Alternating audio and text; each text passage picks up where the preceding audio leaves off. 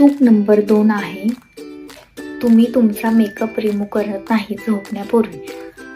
मला माहिती आहे तुम्ही बाहेर गेलेला असता, थकून आलेला असता किंवा खूप सारं काम केलेलं असतं, रिझन काही असू दे, पण झोपण्यापूर्वी तुम्ही तुमचा मेकअप रिमूव्ह करणं गरजेचं आहे. कारण जे आपले पोर्स असतात ते रात्री ओपन असतात, त्याच्यामुळे जसं आपल्याला श्वास घेण्याची गरज आहे तसं आपल्या फेसला सुद्धा फ्रेश हवा श्वास घेण्याची गरज आहे. जर तुम्ही मेकअप रिमूव्ह केला नाही तर आपले पोर्स क्लॉग होतात, मग आपल्या तोंडावरती पिंपल येतात किंवा पिगमेंटेशन वगैरे येतात, चेहऱ्याला आपल्या फ्रेश हवा भेटत नाही.